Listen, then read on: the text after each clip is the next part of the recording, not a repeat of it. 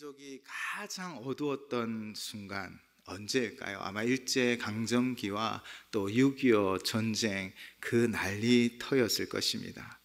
또한 우리가 어려운 시절도 다 지나왔지요. 보릿고개라든지 정말 전쟁으로 폐허된 그 시절에 우리는 너무나 어려운 순간들을 살아갔었습니다. 그런데요, 역설적으로 한국교회가 가장 부흥했던 적 언제였을까요? 한국교회가 그 심장이 뜨겁게 타올라 뛰었던 적이 언제일까요?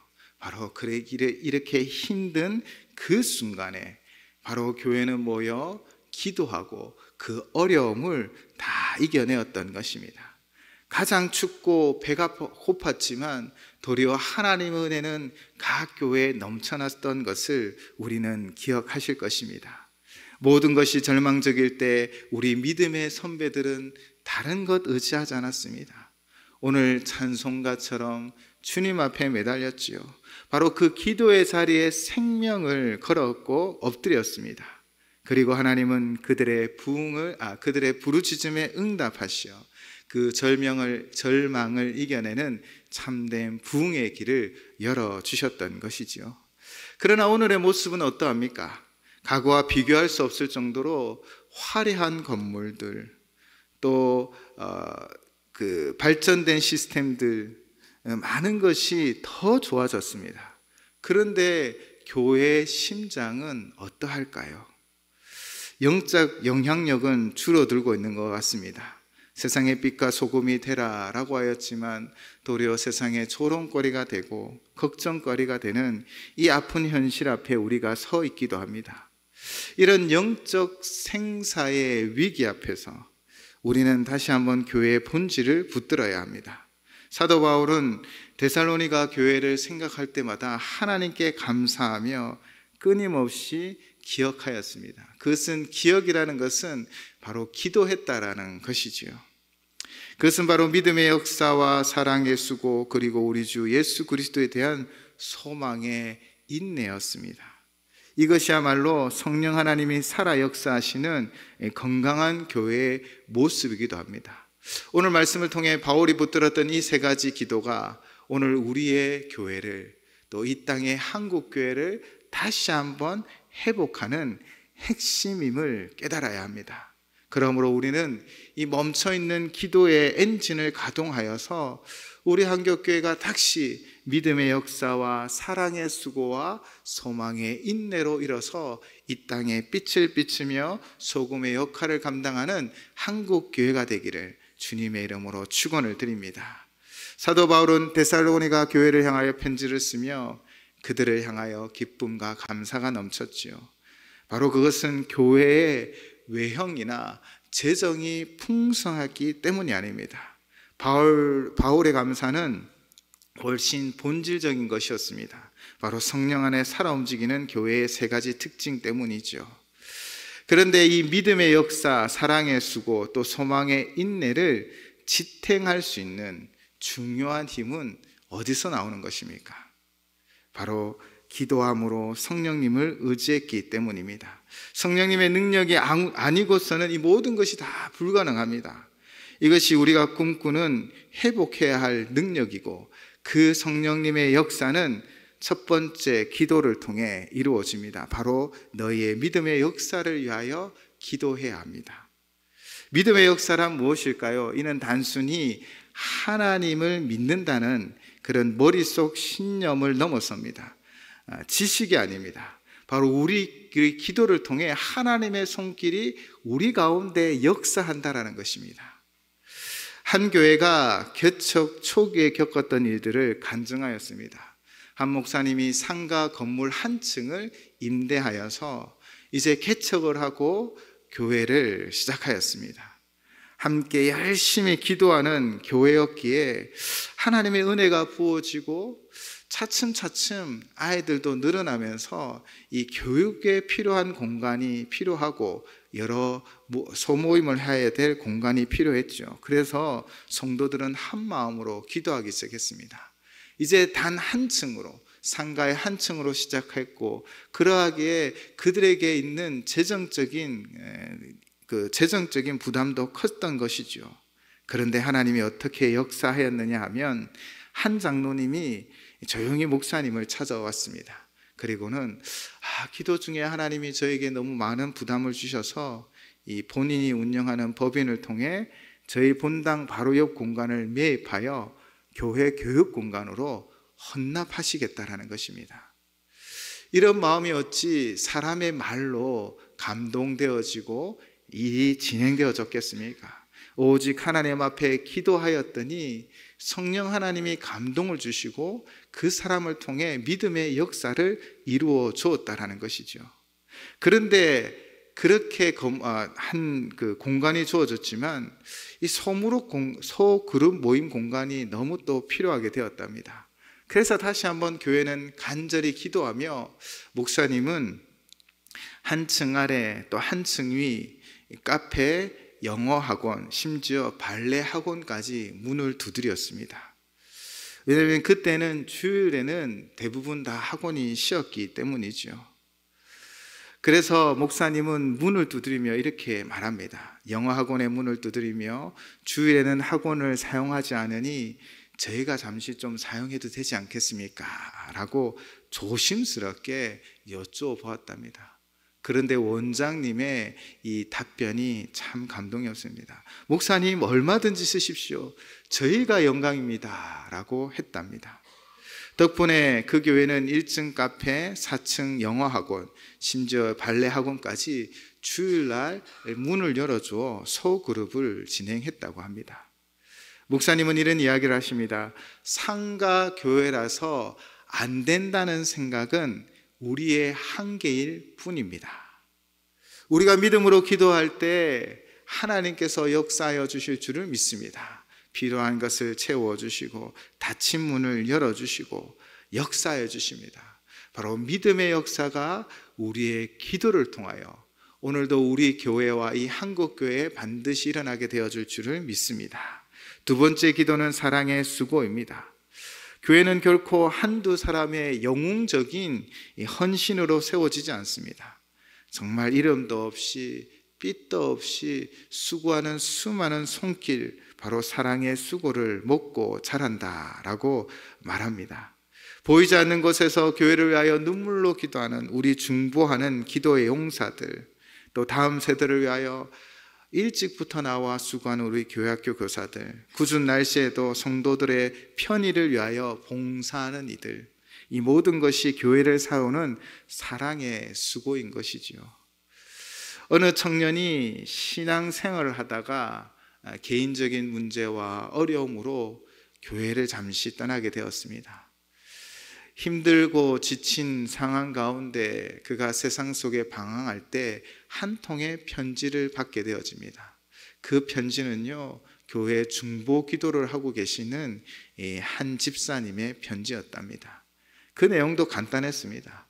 요즘 얼굴이 안 보여서 마음이 많이 아픕니다.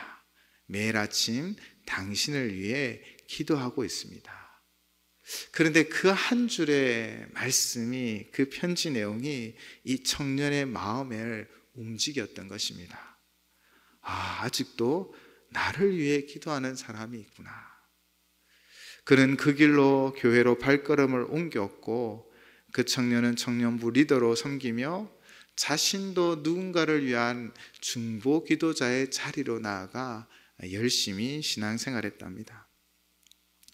기도는 누군가의 인생을 다시 하나님께로 이끌어오는 하나님의 손길입니다. 우리가 사랑으로 수고할 때, 정말 우리가 사랑으로 중보 기도하며 나아갈 때, 또 우리가 기도하며 우리의 각자의 삶의 자리에서 교회의 직분과 사역을 감당하고 수고할 때 바로 기도의 역사가 일어나게 되어질 줄을 믿습니다. 사랑으로, 교회를 사랑하고 성도를 사랑하는 마음으로 우리는 헌신의 모습으로 섬겨가야 하는 것이지요. 세 번째 기도는 소망의 인내입니다. 신앙생활은 때로는 길고 힘겨운 싸움과 같다라고 누군가는 말합니다. 왜냐하면 예기치 않은 질병, 자녀의 문제, 경제적인 어려움 앞에 우리는 늘 흔들리기 때문이죠. 이때 우리에게 필요한 것이 바로 소망의 인내입니다. 우리는 소망의 인내를 잃지 않도록 기도하셔야 합니다. 문제가 해결되지 않았다고 쉽게 포기하거나 교회를 떠나는 것이 아니라 오직 주님만 바라보며 우리가 함께 기도하고 서로를 위하여 중보함으로 견뎌내어야 하는 것이지요. 어느 교회에 암투병 중인 권사님이 계셨습니다. 함께 기도하고 간절히 기도했지만 이 병이 잘 낫지 않았습니다. 치료비는 쌓여만 가고요. 그런데 그 권사님은 예배 때마다 그러한 상황 가운데서 늘 손을 들고 하나님을 찬양했습니다. 하나님, 오늘도 제 호흡이 남아있는 한 주님을 찬양합니다 라고 함께 찬양했지요. 그 모습을 본 많은 성도들은 감동을 받고 다시 예배로 돌아왔다고 합니다. 하나님의 치유는 때로는 병의 회복이 아니라 바로 더 깊은 곳, 영적 상처와 아픔이 있는 자들을 일어나게 하였던 것입니다. 즉 우리 권사님의 그 소망 가운데 있는 인내가 수많은 사람들의 믿음을 치유시키는 바로 복음이 되었던 것입니다. 여러분, 기도의 응답이 무엇일까요? 아직도 그 문제는 해결되지 않았고 지금도 계속해서 문제가 있고 그 문제를 위하여 기도합니다. 그러나 우리의 기도를 통해 하나님은 그 문제를 통해 반드시 하나님의 놀라운 뜻과 그 계획을 이루어 가실 줄을 믿습니다. 예화 속 권사님이 암이 낫는 것이 아니라 그러나 그분의 소망의 인노를 통하여 바로 다른 영혼을 살리는 귀한 도구가 되어졌던 것이지요. 기도함으로 소망의 인내로 나아갈 때 우리 주변에 넘어진 이들을 일으켜 세우며 걸어갈 힘을 보태어주는 역사가 일어나게 되어질 줄을 믿습니다. 바로 기도하는 이에게 성령 하나님이 역사하여 주십니다. 그래서 믿음의 역사가 반드시 일어나고요, 우리가 기도하며 사랑의 수고를 하면 영혼을 살릴 수 있습니다. 또 우리가 소망의 인내로 나아가면 우리를 통하여 영혼들이 회복을 받을 줄을 믿습니다.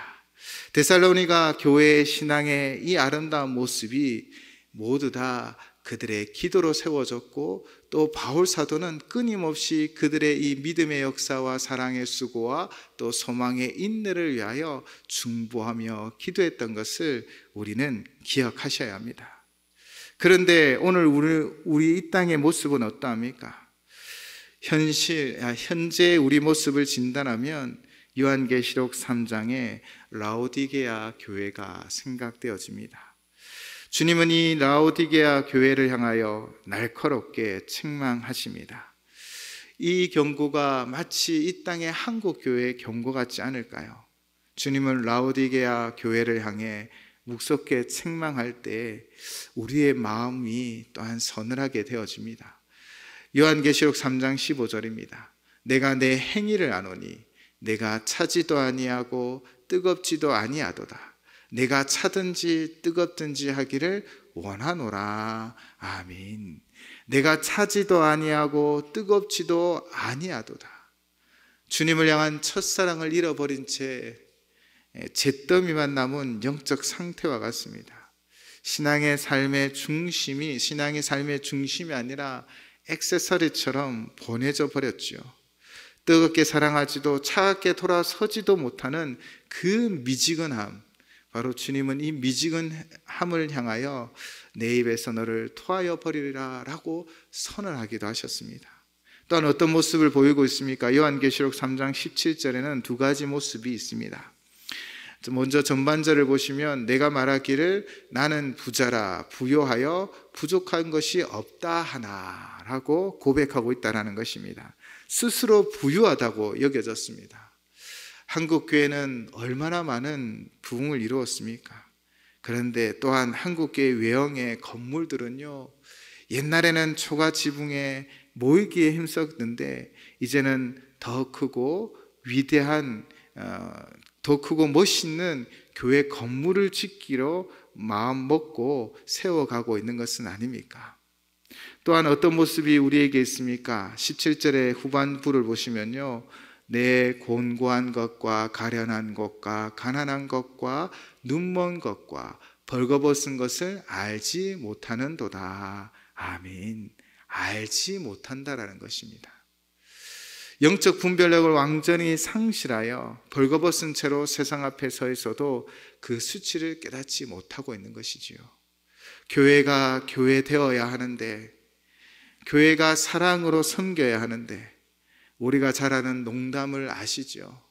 기독교인이 문에 빠지면 입술만 둥둥 뜬다는 그 비아냥거림과, 또 지하철에서 싸우는 이들을 향하여 한 노인이 교회에서 할 짓을 왜 여기서 하냐라고 말했다는 그런 이야기들을 들을 때, 참으로 우리의 교회, 한국교회가 건물은 멋있고 또 성도들의 옷차림은 정말 정장을 입고 화려해졌지만 그 속은 부끄러움과 수치가 가득하다라는 생각이 되어집니다.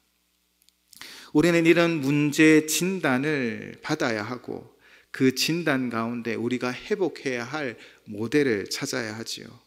그 회복해야 할 기도의 원형은요, 바로 예루살렘 초대교회에 있었습니다.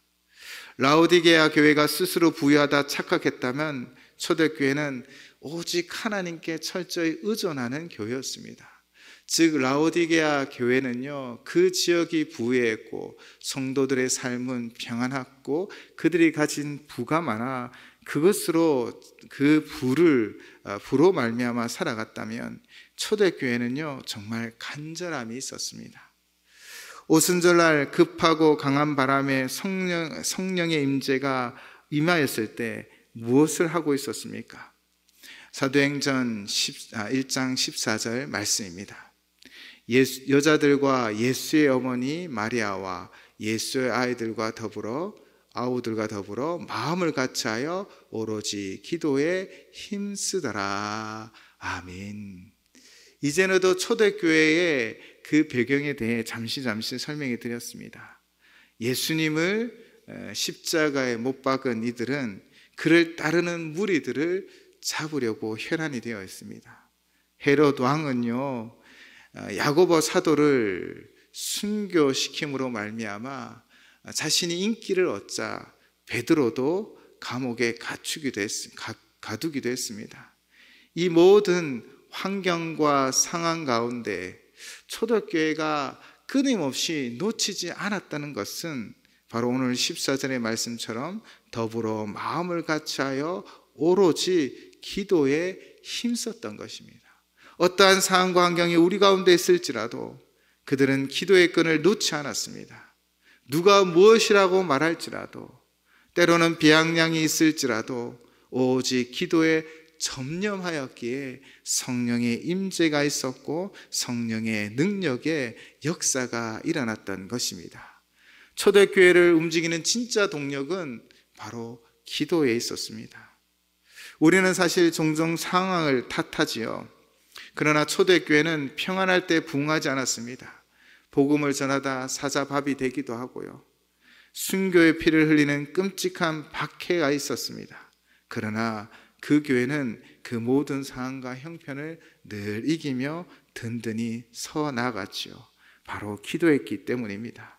우리 한국교회가 언제 가장 뜨거웠습니까? 일제강점기의 고난 속에, 6.25 전쟁의 젖더미 속에서 가장 폭발적인 부흥을 이루었지요. 평안이 부흥의 조건이 결코 아닙니다. 기도가 부흥의 유일한 조건입니다. 어떠한 환경 가운데서도 우리가 기도하면 하나님이 우리와 함께하여 주시고 믿음의 역사를 이루어 주실 것이며, 기도로 사랑의 수고를 하면 생명을 살릴 것이고, 우리가 기도로 소망 가운데 인내하며 나아갈 때 결국 하나님의 뜻이 우리를 통해 이루어질 줄을 믿습니다. 라오디게아 교회를 향한 주님의 책망은, 우리의 책망을 우리는 깊이 새겨야 합니다. 그런데요, 이 라오디게아 교회를 향해 주님은 책망으로만 끝나지 않았습니다. 그들을 향하여 회복의 초대를 하시지요. 3장 19절 말씀입니다. 물은 내가 사랑하는 자를 책망하여 징계하노니 그러므로 내가 열심을 내라 회개하라. 아멘.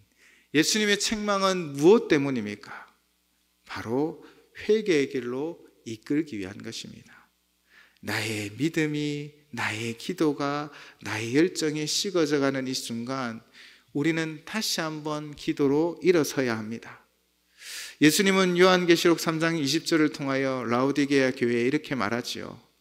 볼지어다 내가 문 밖에 서서 두드리노니 누구든지 내 음성을 듣고 문을 열면 내가 그에게로 들어가 그와 더불어 먹고 그는 나와 더불어 먹으리라. 아멘. 주님은 오늘도 이렇게 우리를 초대하고 있습니다. 우리가 문을 열고 주님과 함께 나아가면 반드시 하나님의 역사가 이루어질 줄을 믿습니다. 1907년 평양 대부흥회 운동도 작은 한 사람의 회개로 시작되었습니다. 장대현 교회 강당 위에 길선주 장로님이 울면서 고백했습니다. 내가 이스라엘 백성의 아간입니다. 내 안에 죄가 있습니다. 그 한 사람의 회개의 눈물이 교회 안에 있는 모든 영적 분위기를 뒤집어 놓았습니다. 모두 다 장로님이 그럴 줄은 몰랐다라고 말하면서 우리 안에 있는 그런 죄를 고백하기 시작했던 것이지요. 그 한 사람의 회개가 평양을, 조선을, 그리고 오늘날 한국교회를 뒤집어 놓았던 것입니다. 여러분, 우리가 기도하기 시작하면 작은 불씨 하나가 온 산을 태우듯 하나님의 그 불길이 우리를 통해 시작되어질 것입니다. 작은 불꽃이 큰 산을 태우듯 우리의 작은 기도가 하나님의 불길이 되고 성령의 역사가 되어 가정과 교회와 이 나라를 변화시켜 주실 줄을 믿습니다. 사실 우리가 우리 자신을 보면 연약해 보일지도 모르겠습니다. 그러나 기도는 우리에게 있는 것이 아닙니다. 우리가 가장 작은 촛불을 켤지라도 그 촛불이 온 방을 밝히는 것처럼 기도로 하나님 앞에 나아가면 그 하나님의 능력이 우리의 삶을, 우리 주변을 변화시켜 주실 줄을 믿습니다. 기도는요, 교회를 움직이는 엔진이요, 성령의 역사를 일으키는 거룩한 불길입니다. 라오디게아 교회의 미지근함을 벗어던지고 우리가 정말 기도함으로 믿음의 역사를 이루고 사랑의 수고를 하고 소망의 인내로 살아가는 우리 모두가 되시기를 주님의 이름으로 축원을 드립니다.